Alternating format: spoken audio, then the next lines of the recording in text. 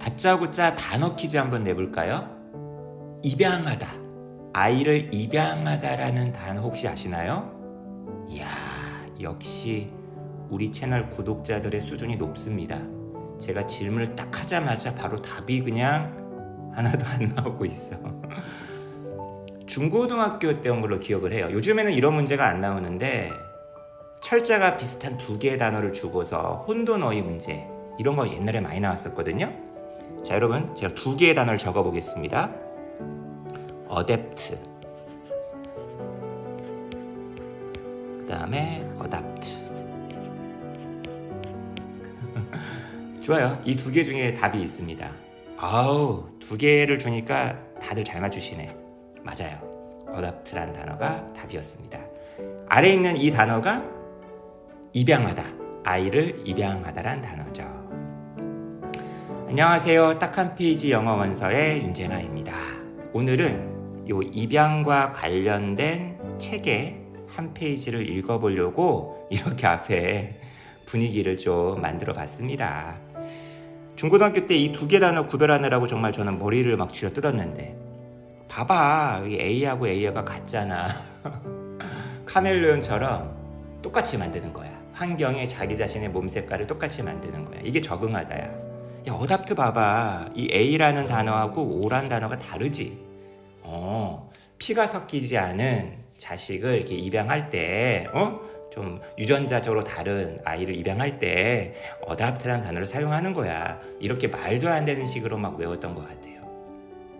근데 여러분, 어답트라는 단어를 아는 것과 어답트의 어떤 경험을 하고 어답트 했거나 어답트 되었던 사람의 마음을 공감하는 것과는 완전 다른 문제가 아닐까요? 궁금했던 적이 한번 있어요. 가끔 이제 뉴스나 이런 데 보면은 우리나라가 해외로 입양을 보내는 아이를 그냥 거의 뭐 수출이라고 하더라고요. 뭐 좀 부정적인 어떤 함의를 좀 담아서 세계 1위 국가라는 거야. 왜 하필 우리나라가 이렇게 아이를 입양 보내는 것에 1위 국가일 건가? 좀 되게 의아했거든요. 아니 뭐 아프리카도 있을 수도 있고, 제가 그 나라 그쪽 나라를 비하하는 게 아니라 뭐 중남미도 있을 수 있고, 뭐 가난한 나라는 되게 많잖아요. 뭐 아시아에도 좀 가난한 나라 되게 많은데 왜 유독 우리나라가 세계 1위인 걸까? 그것도 능력이면 능력인 걸까? 그래서 좀 관련된 그런 기사 글을 좀 찾아 읽다가 오늘 보게 되는 책까지 오게 된 거예요. 우리나라가 1950년에 그 6.25 전쟁이 있었잖아요. 전쟁을 겪고 나니까 어때요? 가족이 막 찢어지거나 아니면은 부모를 잃은 아이가 많이 생겼단 말이야. 그럼 그 아이들의 경우는 어떻게 해야 돼? 그리고 예를 들면은 미군이 우리나라에 많이 있었는데 거기서 생겨난 믹스드, 그죠? 인종적으로 이제 혼혈 이런 친구들이, 우리가 굉장히 배타적인 사회다 보니까 우리 사회에서 적응을 잘 못해. 차라리 다른 나라로 보내는 게 더 낫다는 거죠. 미국이나 캐나다나 유럽 쪽으로. 이제 그렇다 보니까 그런 게 이제 생겼다는 거예요. 그러니까 그런 아이들을 우리나라가 데리고 있으면 그런 아이들을 좀 뒷받침하기 위한 사회보장제도, 나라에서 비용이 들 텐데 그 비용 처리를 다른 나라한테 맡겨버리는 거죠. 돈을 받고 파는 겁니다. 그러니까 그런 게 굉장히 관행화되어 있었는데 그게 이제 더 확대가 된 거죠. 그래서 뭐 세계 1위가 되었고, 최근에는 그런 게 입양 보내는 게 쉽지 않아지게 되었대요. 그래서 1위 자리를 중국에게 넘겨주게 되었답니다. 다행스럽게도. 1위였던 게 1위가 아닌 게 정말 천만다행이게도 아쉬워할 게 전혀 없는 1위였던 거죠. 자, 어답션이라는 명사가 있어요. 입양이란 명사겠죠? 그러면 입양된 아이를 영어로 뭐라 그런다? 어답티라고 합니다. employee, trainee, employee, 그죠? 뭐뭐 되는 수동의 의미를 갖고 있는 명사가 되겠죠? 그 다음에 입양한 부모가 있을 거 아니에요. adoptive, father 하면은 양부, adoptive mother 하면 양모, adoptive parent 하면은 양부모가 되겠습니다. 자, 2005년도에 나온 책이래요. The Language of Blood란 책이 있습니다. 피의 언어. 제목이 아주 무시무시하네요. 그죠? 자서전이에요, 자서전. 이거 조금만 지울게요.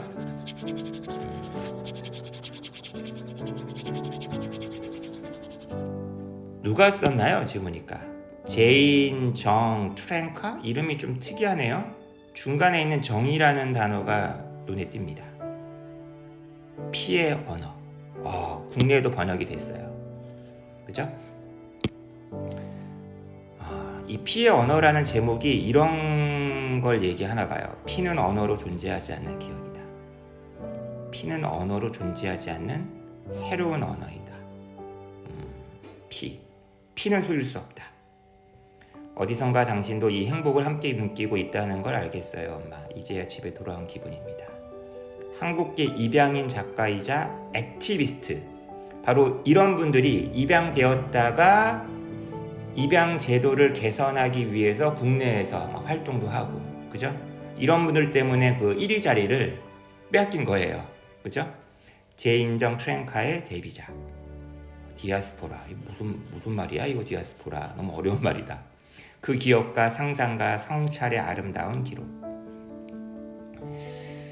한 대목만 한번 읽어볼게요. 이제 되게 이 책의 자서전이 되게 초반부인데요. 입양이 되어서 그 양부모 엄마와의 맺고 있는 그 관계를 약간 엿볼 수 있는 대목입니다.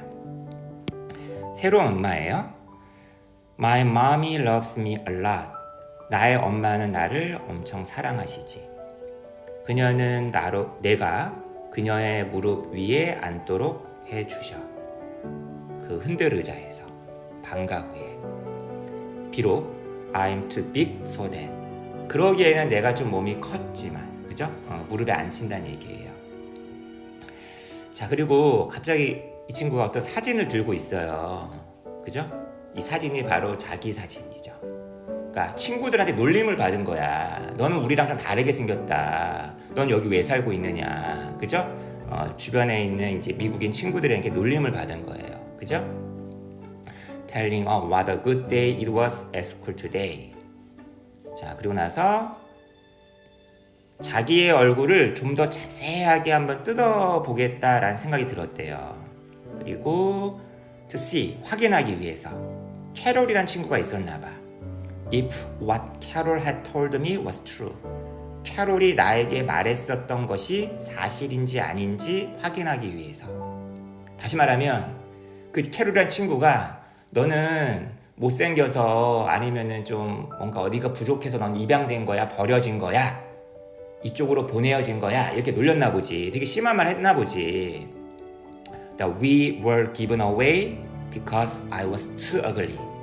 내가 정말 못생겼기 때문에 보내진 것이다.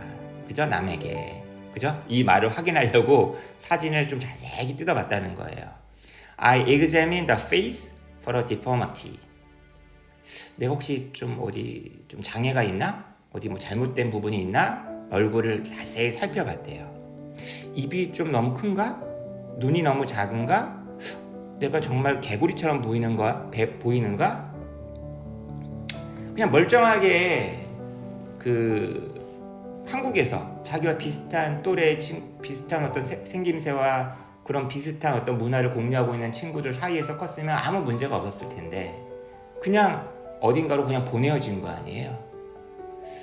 인종차별 뭐 이런 것들이 미국이 다른 유럽 이런 데보다 훨씬 더 심하다고 하더라고요. 그 입양아들의 어떤 이런 문화, 이런 입양아들의 문학이 하나의 장르가 되었는데 거기서 그런 것도 비교 문학을 하시는 분들이 있더라고요.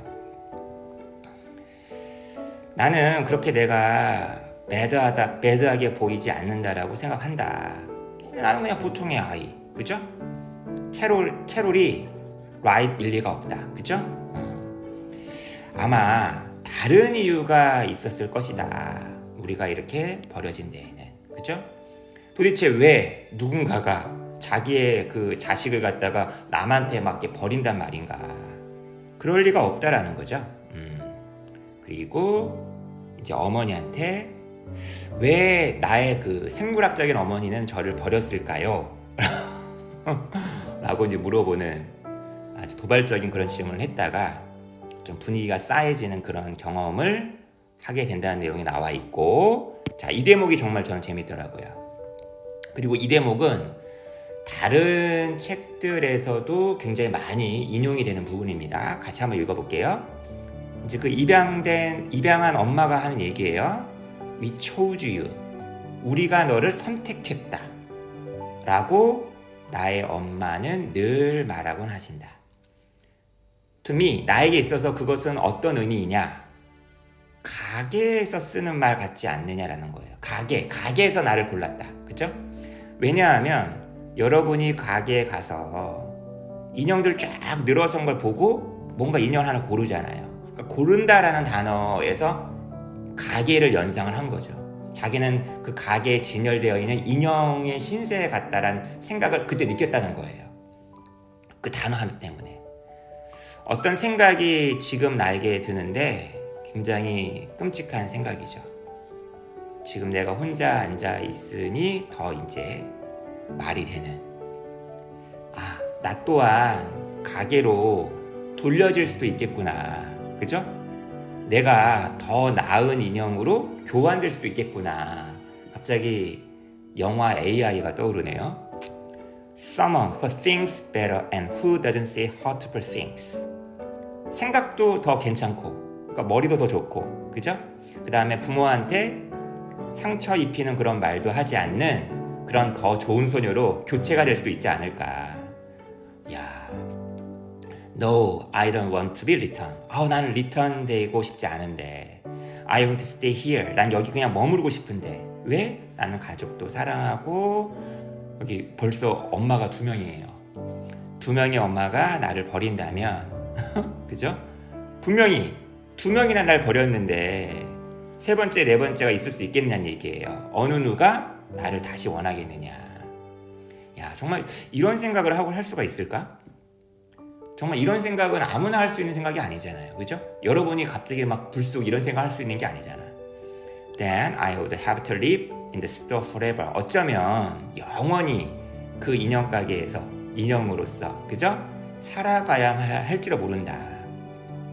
밤에 이제 어린아이의 그 생각이에요. 그 크고 어두운 가게 안에 혼자 있고 싶지 않다.